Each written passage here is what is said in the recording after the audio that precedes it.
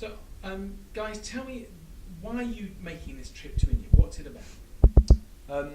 It's about, going out and kind of hopefully making as much of a difference as we can, collectively between the two of us and as a club, really. We're visiting a charity called Future Hope that are doing a fantastic job at the moment over in India, in Calcutta. Rescuing lots of street children and putting them through homes and schools and basically giving them a fantastic opportunity of life, I suppose, is the best way of putting it.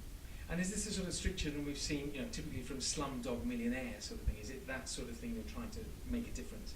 Yeah, certainly. I think what we know and what we've seen as the charity is going out there and working with Future Hope, putting them in, helping out the schools, coaching with rugby, and then also at night going around and helping to sort of collect children who are in the streets and get them to one of the homes and help to educate them. And what inspired you to do it? Why do you want to do this? Obviously there's lots of charities and they're all, equally good causes and stuff, but Future Hope was something that I was familiar with because Tim Grandage, who set it up in 1988, was an ex-pupil of my school, so I learnt about the charity through that, and I was aware of the work he was doing and the difference it was making. It was one of those ones where it just stood out for me as a particularly good cause, and the fact that teaching kids over in India rugby was perfect, and hopefully we could go and help out in that area mainly. So. And David, what sort of itinerary? When are you going, and how long are you going to be there for? We're going on the 24th of April, and we'll be coming back on the 5th of May. So that's 10 days, 10 nights. Right, okay. And I think we'll be mostly getting up about 5 o'clock in the morning, going over and coaching the rugby team, then helping out in the school with basic sort of literacy, numeracy stuff, anything we really can. I don't know if it'll be too much help with that, but we'll certainly try. Brush up on my own stuff before we go, I think. And then again, coaching the rugby after schools, also maybe helping out at Calcutta Rugby Club in some of the evenings, and then in the evenings, as we said, go around in a van with the charity, working to help get kids off the streets. Now, I watched, I'm sure like a lot of us did, Sport Relief last week, and saw some really harrowing images, of these tips and things like that, and the street children and so on. Are you mentally prepared for what you might come up against, I should say? Well, I don't really know, because I think we're going into it a bit in the dark in terms of, I think we're kind of expecting anything.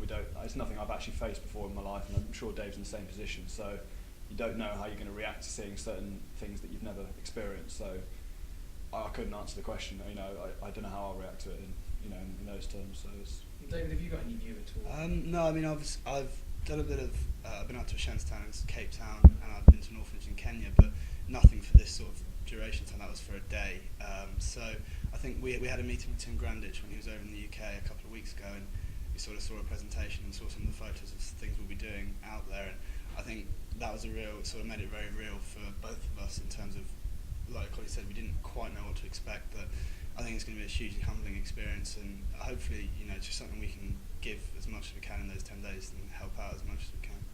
I suspect you'll find it incredibly rewarding, actually, and a very emotional time too, and something, because I think we sit here cocooned in the world we live in without thinking about people who are a 4-hour flight away, and it's going to be an incredible experience for you.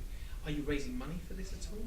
Yeah, the fundraising is going very well at the moment. We have a Just Giving page, which is going very well. We've raised a lot of money so far, and hopefully we continue to do so. Give us the address. What is it? I think there's going to be a link.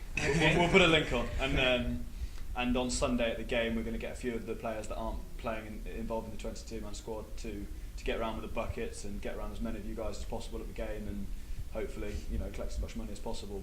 So, fingers crossed we raise as much as possible. And is this something you hope to carry on being involved in? I mean, it's tempting to say, well, so you're going to go and do it once, then what? But actually, obviously, you're giving up 10 days of your time and also the emotional side of it. But what about following that? Is it something you're going to try and keep involved in? Yeah, I think certainly we'll see, obviously, how it goes this year. And I think it's just something, it's a change of, rather than, usually when you get your 4 weeks off in May after the season's over, everyone just goes their separate ways. I think it's really sort of doing something with our time, sort of trying to put some, give something back. So, I mean, hopefully, it's something we can continue to do and make a successful. It's something that Harlequins have been. It's a charity day support. So right.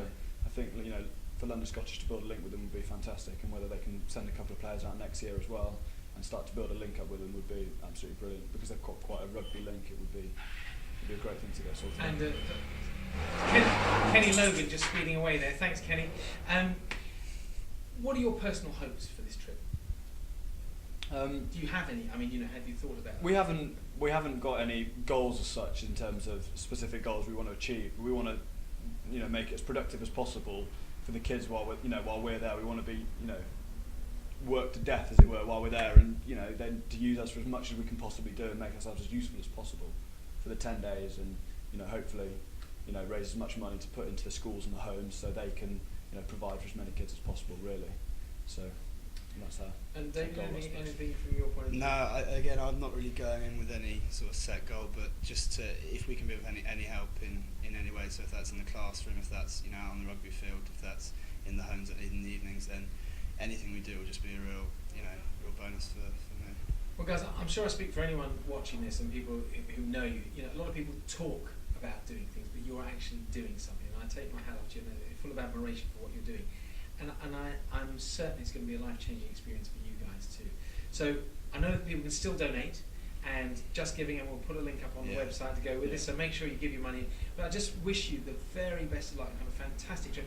And please, will you come back and tell us all about it? And what it was like? Absolutely. Brilliant. Thank you.